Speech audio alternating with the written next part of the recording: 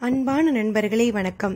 நாம் கேட்டுக்கொண்டிருப்பது வீரயுக நாயகன் வேல்பாரி. வாசிப்பது ஸ்ரீலதா தயாளன். போன பகுதியின் சுவையான நிகழ்வுகள் சிலவற்றை பார்க்கலாம். மீன்களும் பறவைகளும் மயங்கும் கொள்ளிக்காட்டு விதை பற்றி பார்த்தோம். பாரியையே நடுங்க வைத்த மதங்கனின் ஆட்டம் பற்றியும், பாரியின் மலைக்கு மட்டுமே சொந்தமான கொள்ளிக்காட்டு விதை யவன வணிகம் வரை போனது எப்படி என்பது பற்றியும் பார்த்தோம். பாரியை ஆதினியும் அங்கவை சங்கவையும் ஆவலோடு எதிர்பார்த்தது எதற்காக என்பதனை தெரிந்து கொள்வோமா? இனி கதைக்குள். இளையவள் சங்கவை தந்தையின் கையை தனது மடியின் மேல் வைத்து சேவல் இறகால் மெல்ல வருடினாள். பாரி கேட்டான், ஆவலோடு எதிர்பார்த்ததாக சொன்னீர்களே, எதற்காக? மூவருக்குமே பாரியின் கேள்வி ஆச்சரியத்தை உண்டு பண்ணியது. என்ன தந்தையே, வந்தவன் உங்களின் மனநிலையை தொந்தரவு செய்வதைப் போல் எதையும் கேட்டானா? அப்படி எதுவும் இல்லை மகளே. எங்களின் தந்தையை நாங்கள் அறிவோம், மறைக்க முயலாதீர்கள். இவ்வளவு தொலைவு மேல் ஏறி வந்து வணிகம் பேசுகிறான் என்றால் அவனது துணிவுக்கு காரணம் அவனுடைய வலிமையாக இருக்காது, அவன் பெற விளையும் ஆதாயமாக இருக்கும் என தோன்றுகிறது. என்ன பொருளுக்காக வந்தான் என்பதனை கேட்டிருக்க வேண்டும். அதற்காக கவலை கொள்ளாதீர். வந்தவர்களை திருப்பி அனுப்ப எல்லை வரை முடியனும் போயிருக்கிறான் அல்லவா, நிச்சயமாக அறிந்து வருவான் என்றாள் ஆதினி. சங்கவை பாரியின் கைகளை இறகால் வருடியபடியே இருந்தாள்.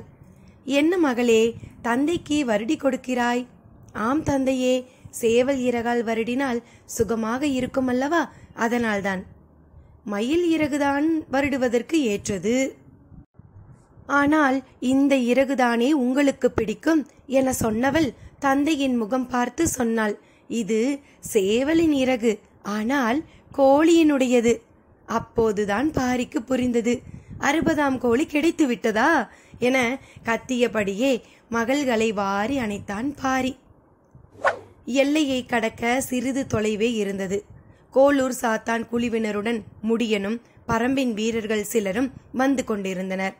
முன்னால் செல்லும் முடியனின் இடுப்பில் ஒரு பக்கம் வாளும் மறுபக்கம் கொம்பும் தொங்கிக் கொண்டிருந்தன. அதை பார்த்தபடி வந்து கொண்டிருந்தான் கோளூர் சாத்தான். விரி ஈட்டி, கேடயம், சூரிவாள் என எவ்வளவோ ஆயுதங்களை உருவாக்கி பிற நாடுகள் முன்னேறி விட்டன. இன்னும் இடுப்பில் கொம்பை கட்டிக்கொண்டு அலைகிற இந்த மலைவாசி கூட்டத்திற்கு வணிகத்தின் பயனை எப்படி புரிய வைப்பது என்ற எண்ணமே கோளூர் சாத்தானின் மனதில் ஓடிக்கொண்டிருந்தது. முன்னால் போய்கொண்டிருந்த முடியன் கேட்டான், எந்த பொருளுக்காக வணிகம் பேச வந்தீர்கள்? கோளூர் சாத்தனின் முகம் மலரத் தொடங்கியது. தனக்குள் ஓடியது போலவே வணிகம் சார்ந்த எண்ணமே இவனுக்குள்ளும் ஓடியிருக்கிறது. அந்த ஆர்வத்தில் தான் கேட்கிறான். அதை ஊதி பெரிதாக்கி விடலாம், இன்று இல்லாவிட்டாலும் நாளை உதவும் என எண்ணினான். உடன் வந்த வணிகனை பார்த்து கை அசைத்தான். அதில் ஒருவன் தனது இடுப்பில் முடிச்சிட்டிருந்த கொள்ளிக்காட்டு விதையை எடுத்து கொடுத்தான். அதை வாங்கிய முடியனின் கை நடுங்கியது. கண்கள் நம்ப மறுத்து அந்த விதையை கூர்ந்து பார்த்து கொண்டே இருந்தன. உயிரற்ற குரலில் கேட்டான், என்ன விலை கொடுத்திருந்தாலும் மதங்கன் இதை விற்றிருக்க மாட்டான், அவனை என்ன செய்தீர்கள்? கோளூர் சாத்தான் அசட்டு சிரிப்போடு கேட்டான், உனக்கு என்ன வேணும் கேள். அத்தி மதுவும் 60ஆம் கோழியின் கரியும் கபிலருக்கு விருந்தாக்கப்பட்டன. அவருக்கு அரண்மனையில் நடக்கும் முதல் விருந்து. பாரி மனைவி ஆதினியும் மகள்கள் அங்கவையும் சங்கவையும் கபிலரை இன்றுதான் சந்திக்கின்றனர். இந்த நாளுக்காகத்தான் அவர்கள் தவியாய் தவித்திருந்தனர். அரண்மனையின் மேல்வட்ட அறையில் இரவு எல்லாம் ஆட்டமும் கூத்துமாக இருந்தது. வேட்டூர் பழையனுக்கும் நீலனுக்கும் 60ஆம் கோழியின் கரித்துண்டு ஆளுக்கு 1 கிடைத்தது. பாரிக்குதான் அதுவும் இல்லை. கபிலர் சொன்னார், உன்னோடு சேர்ந்து கல் அருந்தும் நாள்தான் வாழ்வின் திருநாள் என்று நீலன் சொன்னான் என்றார். பெரும் குவளை நிறைய கல்லினை ஊற்றி அதை நீலனுக்கு கொடுத்தபடி பாரி சொன்னான், உனக்கு கல் ஊற்றி கொடுக்கும் இந்த நாள்தான் என் வாழ்வின் திருநாள். நீலன் மெய்சிலிர்த்து நின்றான். பெரியவன் தேக்கன் சொன்னார், கபிலருக்கு தோள் கொடுத்த பாரி உனக்கு தானடா கல் கொடுத்தான். எல்லோரும் சிரித்து மகிழ்ந்தனர். முடியன் ஏன் இன்னும் வரவில்லை என கேட்டான் பாரி. பரம்பு நாட்டின் வட எல்லையில் குடநாட்டிற்கு உள் நுழையும் இடத்தில் தோளில் இருந்து பொங்கும் குருதியை மறுக்கையால் பொத்தியவாறு கதறிக்கொண்டே ஓடினர் கோளூர் சாத்தனும் 2 வணிகர்களும். அங்கு இருந்த பனைமரத்தில் வெட்டப்பட்ட 3 கைகளையும் தொங்கவிட்டு கொண்டிருந்தான் முடியன். அத்தியாயம் 11. இருள் விலகாத இரவின் கடைசி நாளிகையில் கபிலரை எழுப்ப அவரது அறை நோக்கி வந்து கொண்டிருந்தான் வீரன் ஒருவன். அவனது காலடி ஓசை மிக தொலைவில் இருந்தே கேட்கத் தொடங்கியது. படுக்கையில் இருந்து மெல்ல அசைந்தார். ஓசை அறைக்குள் நுழைவதற்குள் எங்கு இருந்தோ வந்த மலரின் மனம் அவரது மூக்குக்குள் ஏறியது. சற்றே மூச்சை இழுத்து முகர்ந்தார். காலடி ஓசை அருகில் வந்து நின்றது. நள்ளிரவில் மலரும் மயிலை மலரின் மனம். நள்ளிரவு மலருக்கு என தனி குணங்களும் உண்டு. அது வண்ணங்களை எல்லாம் வாசனையாக்கி ஒளி வீசக்கூடியது. ஆம்பலும் முசுண்டையும் நள்ளிரவிலேயே பூப்பவை. ஆனாலும் மயிலையின் தனித்துவமிக்க வாசத்துக்கு அவற்றை இணை சொல்ல முடியாது. மயிலையின் மனம் அறையெங்கும் பரவியது. காட்சிக்கு முன்பே நறுமணத்தால் இதயம் நிரம்பியது. அகமகிழ்வோடு கண் விழித்தார் கபிலர். மலர் கூடையை அறையில் வைத்துவிட்டு ஒரு பெண் வெளியேறினாள். அருகே வந்த வீரன் சொன்னான், பரம்பின் தலைவர் உங்களை அழைத்து வர சொன்னார். மலர் மனத்தோடு இணைந்தது இனியவனின் அழைப்பு. சிறிது நேரத்தில் வருவதாக கூறினார். மாளிகையின் முகப்பில் தயாராக நின்று கொண்டிருந்தான் பாரி. கபிலர் வெளியேறி வந்ததும் வாருங்கள் போகலாம் என உற்சாகமாக அழைத்து சென்றான். இரவின் கடைசி இதழ் இப்போதுதான் உதிரத் தொடங்கியிருந்தது. தீப்பந்தங்களை அணைக்க வீரர்கள் மூடு குவளைகளோடு போய்க் கொண்டிருந்தனர். பறவைகளின் சத்தம் இன்னும் வெளியேறவில்லை. எவ்வியூரின் நடுவீதியின் வழியே கபிலரை அழைத்து கொண்டு மேலே ஏறினான். பாரி அணிந்திருந்த உடையில் இருந்து நறுமணம் பரவியது. அறைக்குள் நிரம்பியிருந்த மயிலையின் மனதை அது விஞ்சியது. வீதியில் நடக்கும்போது கூட வாசனை கரையாமல் ஆடையோடு வந்து கொண்டிருக்கிறது. கபிலரை எவ்வியூரின் மேலே இருக்கும் உச்சிப்பாறைக்கு அழைத்து சென்று கொண்டிருந்தான் பாரி. நாய்களின் குரைப்பொலி அங்கும் இங்குமாக கேட்டுக்கொண்டிருந்தது. அவர்கள் மேல் நோக்கி நடந்து கொண்டிருந்தனர். புலர்காலையில் வீதிகளின் உள்ளழகை ரசித்தபடி நடந்து கொண்டிருந்த கபிலர் பாரியிடம் கேட்டார். யவனத்தில் இருந்து நறுமண எண்ணெய்களை வாங்கி பூசிக்கொள்ளும் வேந்தர்களையும் பெரு வணிகர்களையும் அறிவேன். ஆனால் அந்த வாசனை கூட இவ்வளவு மனமூட்டுவதாக நான் உணர்ந்தது இல்லை. உனது ஆடையின் வாசனை அளவற்ற நறுமணத்தை பரப்புகிறதே. அதிகாலை காற்று மனம் கொண்டுதானே மிதந்து வரும், அதனால் இருக்கலாம். இல்லை, காலடி யோசை என்னை எழுப்பிய போது காற்றில் கலந்திருந்த மெல்லிய மனத்தை நான் உணர்ந்தேன். பின்னர் மயிலையின் மனத்தால் அறையே நிறைந்தது. அதை நுகர்ந்த எனது மூக்கு அதைவிட சிறப்பான ஒரு மனத்தை கண்டறியாதா என்ன? இருவரும் உச்சிப்பாறையின் அருகே வந்தனர். வெளிச்சம் மெல்ல பரவிக்கொண்டிருந்தது. பறவைகளின் குரல் கேட்கத் தொடங்கியது. பாரி சொன்னான், தாழை மலரில் பெண் பூ ஆண் பூ இருக்கின்றன அல்லவா? அவற்றில் ஆண் பூவின் அரும்பு மிகவும் மனமூட்டக்கூடியது. காய்ந்த ஆண் பூவின் இதழ்களை ஆடைக்குள் போட்டு வைத்தால் சிறு பூச்சிகள் ஆடைக்குள் நுழையாது. அது மட்டுமல்ல, நல்ல மனமூட்டியாகவும் அவை இருக்கும். இவையெல்லாம் சொல்லத்தான் கேள்வி. இப்போது நீங்கள் சொல்வதால்தான் இவ்வளவு மனம் வீசுவது தெரிகிறது. எங்களுக்கு இது பழகிவிட்டதால் தெரியவில்லை என சொல்லியபடி பாறையின் மேலே கபிலரை கை தூக்கி ஏற்றினான் பாரி. கைப்பிடித்து மேலேறியபடி கபிலர் கேட்டார், பெண் பூவை விட அதிக மனம் வீசும் ஆண் பூ ஆடையின் மீது இருக்கிறதா, ஆடையை அணிந்திருக்கிறதா? பாரி சற்றே வெட்கப்பட்டு அந்த கேள்வியை கடந்தான். இருள் அகன்று எவ்வியூரின் மீது வெளிச்சம் பரவிக்கொண்டிருந்தது. கபிலர் உச்சிப்பாறையில் இருந்து நாட்புறமும் பார்த்தார். எவ்வியூரின் பேரழகு அவரது கண்களை சுழற்றி கொண்டிருந்தது. முழு வட்டமும் சுற்றியபோது நகரின் அழகில் தன்னை மறந்தார். இயற்கையான பாறை அமைப்புகளுக்கு ஏற்ப மடித்து மடித்து கட்டப்பட்ட வீடுகள், அங்கொன்றும் இங்கொன்றுமாக கிளை பிறப்பி நிற்கும் பெரும் மரங்கள், கரும் பாறைகளை அரணாக கொண்டு கட்டி எழுப்பப்பட்டுள்ள அரண்மனை. அரண்மனை இருக்கும் தென் திசையில் மிக தொலைவில் மலை நோக்கி செல்லும் சாலையில் தேர் ஒன்று விரைந்து போவது தெரிந்தது. அதை கவனித்த கபிலர் கை நீட்டியபடி பாரியை பார்த்தார். பாரி சொன்னான், அந்த பக்கம் 2 குன்றுகளுக்கு பின்னால் தான் பாலி நகர் இருக்கிறது. அங்குதான் ஆயுத சாலைகள், பயிற்சி கூடங்கள், தொழிலகங்கள் எல்லாம் இருக்கின்றன. எவ்வியூரை விட அதிகமான மக்கள் அங்கு வாழ்கின்றனர். விருந்தினர்கள் தங்கும் இல்லங்கள் அங்குதான் இருக்கின்றன. பாணர் கூட்டம் வந்து தங்கி செல்வது எல்லாம் அந்த இடத்தில்தான். பாலி நகரில்தான் வேளிர்கள் செல்வங்களை எல்லாம் பாதுகாத்து வைத்துள்ளனர் என்று கேள்விப்பட்டுள்ளேன். அங்குதான் இருக்கிறதா பாலி நகர்? கபிலரின் கேள்வி கண்டு புன்னகைத்தான் பாரி.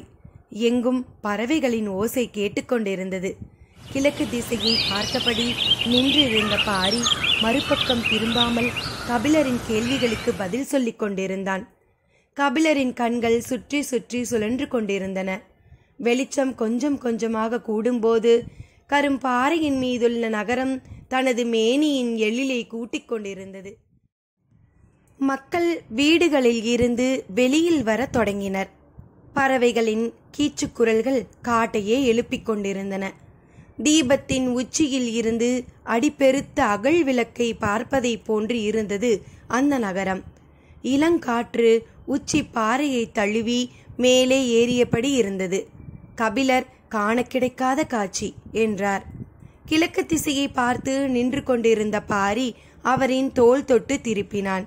கபிலர் கிழக்கு பக்கமாக திரும்பும்போது பாரி சொன்னான், இப்போது நீங்கள் காணப்போவதுதான் காண கிடைக்காத காட்சி. கபிலர் இன்முகத்தோடு கிழக்கு திசை பார்த்தார். எல்லா திசைகளிலும் இருக்கும் அதே அழகோடுதான் எவ்வியூரின் கிழக்கு திசையும் இருந்தது.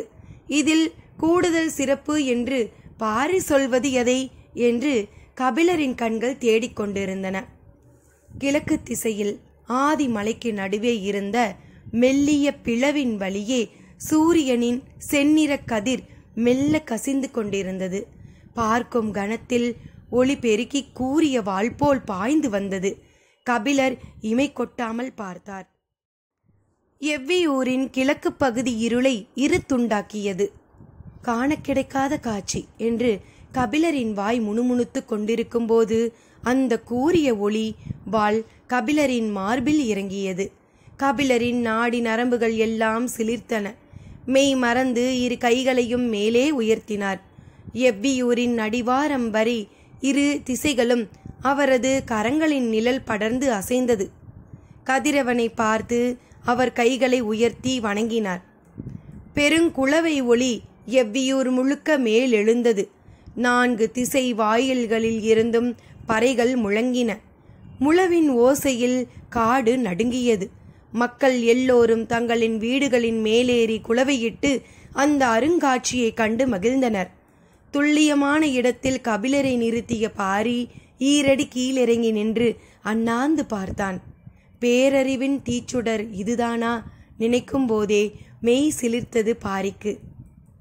கன நேரத்திற்குள் பிளவின் மேல் விளிம்பை சூரியன் தொட்டவுடன் அந்த ஒளிவால் மறைந்தது.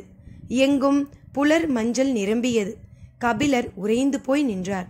மக்கள் கூட்டம் கூட்டமாக பாரியை நோக்கி வரத் தொடங்கினர்.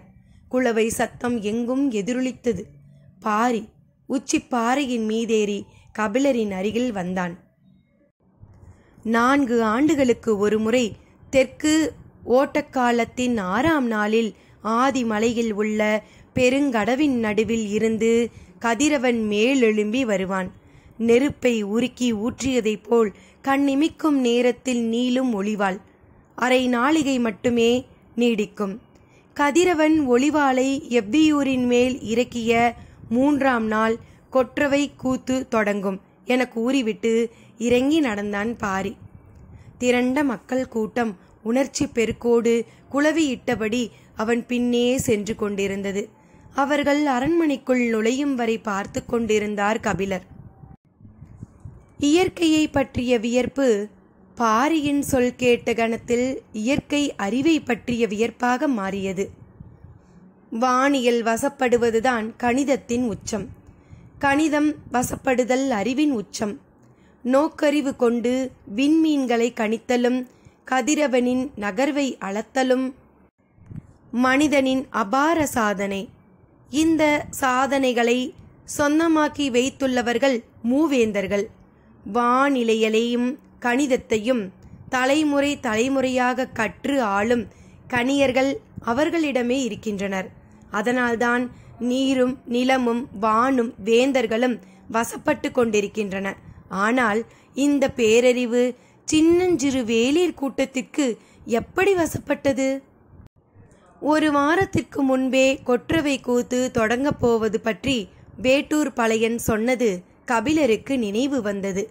4 ஆண்டுகளுக்கு ஒரு முறை அரை நாளிகை நேரம் மட்டுமே நிகழும் ஒளிவாளின் கோலக்காட்சியை நாளும் நேரமும் தவறாமல் எப்படி இவர்கள் கணக்கிட்டனர்?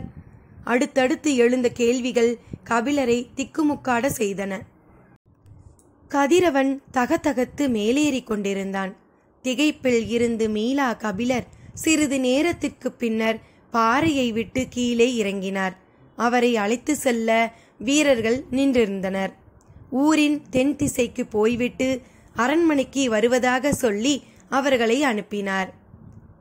அவரை சந்திக்க காத்திருந்த மக்களுடன் ஆங்காங்கே நின்று பேசியபடி கீழே இறங்கிக் கொண்டிருந்தார். ஒவ்வொருவரும் அவருடன் பெரும் மகிழ்வை பகிர்ந்து கொண்டனர். தென் திசையின் அடிவாரம் வந்து சேர்ந்தவர் அரண்மனையை நோக்கி நடக்கத் தொடங்கினார்.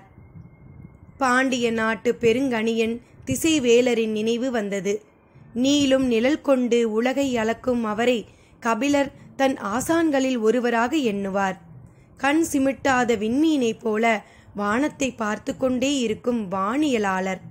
தலைமுறை தலைமுறையாக சேகரித்த அறிவு சேகரத்தின் உறைவிடம் கபிலர். அந்த வான் உழவனின் தாழ் பணிந்து பாடிய கவிகள் ஏராளம். அவர் தம் முன்னோர்கள் கண்டறிந்து பெயர் சூட்டிய வெள்ளியை கண்டுதான் இன்று நாளும் நேரமும் கணிக்கப்படுகின்றன. வானம் மிதந்து கொண்டிருக்கும் ஒரு மாயத்தட்டு. கற்பனைக்கு எட்டாத பேருலகு. மனிதன் தனது அறிவால் அதை கணிப்பது என்பது நம்ப முடியாத அதிசயம். தரதரவென்று தனது கையை இழுத்து கொண்டு போய் இயற்கையின் கூர்முனையின் எதிர் துல்லியமாக நிறுத்திவிட்டான் பாரி. பெருங்கணியன் திசைவேலர் இந்த நாளில் தன்னோடு இருந்திருந்தால் எப்படி இருந்திருக்கும்? பாரியை கட்டி அணைத்திருப்பார். நாட்டு தலைவர்கள் யாருக்கும் இல்லாத நாள் அறிவும் கோள் அறிவும் பாரியிடம் இருப்பதைக் கண்டு திகைத்திருப்பார். திசைகள் மட்டுமே திகைப்பை ஏற்படுத்தக்கூடியவை. திக்கு தெரியாத திகைப்பை நிலமும் கடலும் வானும் ஒவ்வொரு கணத்திலும் உருவாக்கும். அந்த திகைப்பை வெல்ல தெரிந்தவர்களே திசையாளும் கணியர்கள். எனவே அவர்கள் மனிதர்களைக் கண்டு ஒருபோதும் திகைக்க மாட்டார்கள். ஆனால் இன்று பாரியின் செய்கையை பெருங்கணியன் கண்டிருந்தால் திகைக்காமல் இருந்திருக்க மாட்டான் என எண்ணியபடி இடப்புற வீதியின் வழியே திரும்பி நடந்தார் கபிலர். எதிர்வந்த பெண்ணொருத்தி கை நீட்டி அவரின் பாதையை மறித்தாள். விலகி போக முயல்கிறாளோ என நினைத்த கபிலர் வலப்புறம் நகர்ந்தபோது அவள் இன்னொரு கையையும் நீட்டி வழியை அடைத்தாள். பெருங்கணியன் இரு பக்கங்களும் கைகளை விரித்து நீளும் நிழலின் நகர்வுகளை தனக்கு சொல்லிக் கொடுத்தது நினைவுக்கு வந்தது. உள்மனதில் கணியனின் உருவம் படிந்திருக்க அந்த கையை விலக்கி நடக்க முயன்றார். ஆனால் அந்த பெண்ணின் கைகள் அவருக்கு இடம் தரவில்லை. மரித்த கைகள் தட்டி நின்றன. அப்போதுதான் கணியனின் நினைவில் இருந்து மீண்டு அந்த பெண்ணை உற்று பார்த்தார் கபிலர். நேர்கொண்டு பார்த்த அந்த இளம் பெண்ணின் கண்கள் கோபத்தை கக்கின. ஏனம்மா வழிமளிக்கிறாய்? கபிலரின் கண்களையே கூர்ந்து பார்த்தாள். பாரியிடம் நட்பு கொள்ளும் தகுதி உண்டோ உம்மிடம்? கபிலர் அதிர்ந்து போனார். நெஞ்சில் கூர்மை கொண்டு இறங்கியது சொல். ஏனம்மா இப்படி கேட்கிறாய்? என்ன தவறு இழைத்தேன் நான்? மௌனத்தின் வழியே கபிலரின் அதிர்ச்சியை அதிகப்படுத்தினாள். எந்த வகையிலும் அவளின் கோபத்துக்கான காரணத்தை கபிலரால் தொடர்பு படுத்திக் கொள்ள முடியவில்லை. எவ்வளவு பதற்றமான சூழ்நிலையிலும் கார்காலத்து இரவில் அங்கிருந்து பாலி நகருக்கு தேரேறி செல்ல மாட்டான் பாரி, தெரியுமா உமக்கு? கபிலர் பதில் எதுவும் சொல்லாமல் அவளின் கண்களையே பார்த்தார். அவள் தொடர்ந்தாள். கார்காலத்து இரவுகளில் மான்கள் இணை சேரும். தனது தேரின் ஒளி அவற்றின் இணக்கத்தை குலைத்துவிடும் என்பதால் தேரில் செல்ல மாட்டான். ஆனால் உமது செயல் அதற்கு நேர் எதிராக இருக்கிறது. இளம் பெண் உதிர்த்த சுடுசொல் கண்டு அஞ்சினார் கபிலர். யான் செய்த பிழை என்ன மகளே? அவளின் கண்கள் குளமாகின. அழகிய பூக்காடாக இருந்த எம் காதலில் புயல் காற்று வீச செய்துவிட்டீர். கலங்கி நிற்கும் உனது கண்கள் என்னை பதற வைக்கின்றன. எனக்கு விளங்கும்படி சொல். உங்களால் தான் அவன் புகழின் உச்சியை அடைந்திருக்கிறான். எனது கைகள் தழுவி கிடந்த அவனது தோளின் மீது இப்போது பாரியின் கை கிடக்கிறது. புகழால் நிலை தடுமாறிக் கொண்டிருக்கிறது எனது காதல். நீ யாரை சொல்கிறாய்? உன் காதலன் யார்? நீலன். கபிலர் பெருமூச்சு விட்டார். சின்னதாக ஒரு சிரிப்பு உதட்டின் ஓரம் பரவியது. அவளோ வேகம் குறையாமல் தொடர்ந்தாள். சிறு கல்லை தாண்டுவதைப் போல இரு பெரும் குன்றுகளை தாண்டி நினைத்தபோது எல்லாம் என்னை பார்க்க வந்தவன் அடுத்த தெருவில் நான் இருப்பது தெரிந்தும் இன்னும் என்னை வந்து பார்க்கவில்லை. எந்த பெண்ணை பார்த்தாலும் அவனை பற்றி தான் கேட்கிறாள், பேசுகிறாள். என் நீலனின் பெயர் கொண்டே என் நெஞ்சை சுடுகிறார்கள். உன் காதலன் பற்றி பெருமை பேசினால் நீ மகிழத்தானே வேண்டும். ஏன் கவலை கொள்கிறாய்? உடைந்து அழுதாள் அவள். இந்த கேள்வியை நானே பலமுறை கேட்டுவிட்டேன். என்னால் விடை காண முடியவில்லை. அவனது உறுதியை நன்கு அறிந்தவள் நான். ஆனாலும் கைப்பற்ற அவனது கண் பார்வை கிடைக்காமல் தவிக்கின்றேன். குறுக்கிட்ட கைகளை மடக்கி பக்கத்தில் இருந்த வீட்டின் திண்ணையில் உட்கார்ந்தாள். நெஞ்சொடிந்து விழுவதைப் போலதான் அது இருந்தது. எங்களின் குன்று எவ்வளவு அழகானது தெரியுமா? யார் கண்பட்டதோ தெரியவில்லை. பொழுது எல்லாம் எங்கள் காதல் செழித்து வளர்ந்த அந்த நிலத்தின் அடிவாரத்தில் ஒரு தேர் வந்து நின்றது. கபிலர் சற்றே சுதாரித்து பார்த்தார். எனது மடி மீது தலை சாய்ந்து இருந்தான். நான் தான் யாரோ ஒருவர் தேரில் இருந்து இறங்கி வேட்டுவன் பாறையில் கால் பதிக்கிறார் என்றேன். எனது காதலின் அமைதியை எனது சொல் கொண்டே கெடுத்துவிட்டேன். சொல்லிக் கொண்டிருக்கும் போது கண்ணீர் வழிந்தோடியது. துடித்தபடி தொடர்ந்தாள். குயில்கள் கூவும் அந்த மாமர நிழலில் இதழ் விட்டு நழுவி போன அவனது மறுமுகத்துக்காக அன்று முழுவதும் காத்திருந்தேன். வரவில்லை. மறுநாள் அவன் ஊருக்கு போனேன். வந்திருப்பவர்களுக்கு காலில் அடிபட்டுள்ளது. நீ எவ்வியூருக்கு போ. 2 நாளில் நான் அவரை அழைத்து கொண்டு வந்து விடுகிறேன். கொற்றவை விழா முடியும் வரை நாம் அங்கு மகிழ்ந்திருப்போம் என்று சொல்லி அனுப்பினான். கபிலர் தனது கதையை தானே கேட்டுக்கொண்டிருந்தார். எனது காலடிக்கு பின்னால் ஒரு காதல் நடந்து வந்திருக்கிறது. இவ்வளவு அழகிய இளம் பெண்ணின் இதழ் முத்தம் விலக்கி வந்தானா? தசை பிறண்ட பின்னும் என்னை தாங்கி வந்தான். நீலன் மீதான மரியாதை இன்னும் கூடியது. அவள் தொடர்ந்தாள். எவ்வியூருக்கு வந்த பின்பாவது நான் வாய் பொத்தி இருக்க வேண்டாமா? உனது காதலன் வருவானா என கேட்ட எனது தோழியிடம் கபிலர் என்று ஒருவர் காலொடிந்து கிடக்கிறார், அவரை அழைத்து கொண்டு வர வேண்டுமாம், 2 நாட்கள் ஆகும் என்று சொல்லி அனுப்பியுள்ளான் என்றேன். கபிலருக்கு அவளை மகளே என அணைத்து பிடித்து கதை கேட்க வேண்டும் போல் இருந்தது. எல்லாம் தனது போதாத காலம். எதை சொன்னாலும் அது பிரச்சனையாக மாறித்தான் போகும். நான் சொன்ன சொல் பாரியின் காதுக்கு எட்ட உடனடியாக என்னை அரண்மனைக்கு அழைத்துச் சென்று விசாரித்தனர். நான் கபிலருக்கு கால் உடைந்ததால் எனது காதலின் நாள் ஒடிந்த கதையை சொன்னேன். அவ்வளவுதான். இரவோடு இரவாக பாரியே புறப்பட்டு புலிவால் குகைக்கு போய்விட்டான். கபிலருக்கு ஆச்சரியம் தாங்கவில்லை. தன்னை ஒரு கை பிடித்து நீலன் அழைத்து வந்ததைப் போலவே மறுக்கை பிடித்து இவளும் அழைத்து வந்திருக்கிறாளே என மகிழ்ந்து கிறங்கினார். போதாத காலத்தை புலம்பித்தான் தீர்க்க வேண்டும் என்பார்கள். கபிலரை பாரி தனது தோளில் ஏற்ற என்னை தனது நெஞ்சில் ஏற்று வைத்திருந்தவன் எங்கு சென்றானோ தெரியவில்லை. கண்ணீரை துடைத்தபடி சொன்னாள். ஊரே பேசுகிறது. நேற்று இரவு அவனுக்கு 60 விருந்து படைக்கப்பட்டதாம். உள்ளங்கையில் கஞ்சி காய்ச்சி அவனது உதடு விலக்கி ஊட்டிவிட்டு எனது அன்புக்கு இணையாகுமா இந்த உலகு? சொல்லுங்கள், அந்த கொடியவனை என்ன செய்யலாம்? கன நேரமும் தாமதிக்காமல் பதில் சொன்னார் கபிலர். அது தெரியாமல் தான் நானும் விழித்துக் கொண்டிருக்கிறேன். நான் தங்கியுள்ள இடத்தில் என்னோடுதான் அவனும் தங்கியுள்ளான். நேரம் கிடைக்கும் போது எல்லாம் மயிலா மயிலா என்று எவளோ ஒருத்தியின் பெயரை சொல்லி புலம்பிக் கொண்டே இருக்கிறான். அந்த பெண்ணுக்கு நள்ளிரவு பூக்கும் மயிலை மலர் மிகவும் பிடிக்குமாம். முழு நிலா நாளில் மயிலம் பூச்சூடி அவள் மீது காதல் கொண்டானாம். இன்று எப்படியாவது அவளை பார்க்க வேண்டும் என்பதற்காக எனக்கு தெரியாமல் நான் கேட்டதாக அரண்மனையில் சொல்லி மயிலை மலரை கொண்டு வந்து வைத்திருந்தான். இன்று காலை அவளுக்கு சூட்டப் போயிருப்பான் என்று நினைக்கிறேன். வெட்கமும் ஆசையும் பீரிட்டு மேலெழும்பியது. ஆடை கொண்டு கண்ணீர் துடைத்தாள். அதையும் மீறி சிந்தியது சிரிப்பு.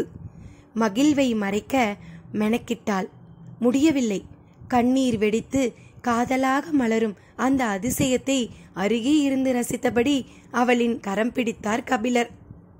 விடுமையா கையை, இன்னொரு நாளும் உம்மால் வீணாகிவிடக்கூடாது என சொல்லியபடி பிடித்த கையை உதறிவிட்டு ஓடினாள் மயிலா.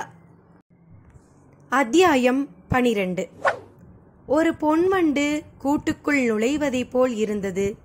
விளிம்பில் கருமை கொண்டு நீண்டு கிடந்த மரக்கிளைகள் அந்த பொன்வண்டின் எண்ணற்ற கால்கள் என காட்சியளித்தன.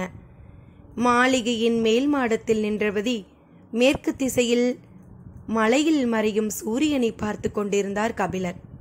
கண்கள் ஊர்ந்து இறங்கும் பொன்வண்டை பார்த்து கொண்டிருந்தாலும் மனம் முழுவதும் காலை சூரியனே நிறைந்திருந்தான்.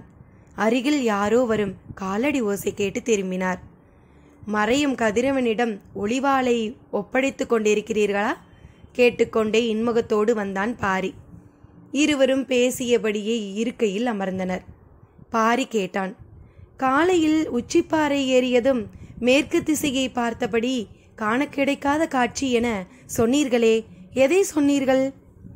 சற்றே யோசித்த கபிலர், அதுவா, மேலே ஏறியதும் முதலில் கண்ணில் பட்டது கோட்டை சுவரே இல்லாத இந்த நகர அமைப்புதான். இப்படி ஒரு தலைநகர் உலகில் எவ்வியூர் மட்டுமாகத்தான் இருக்கும்.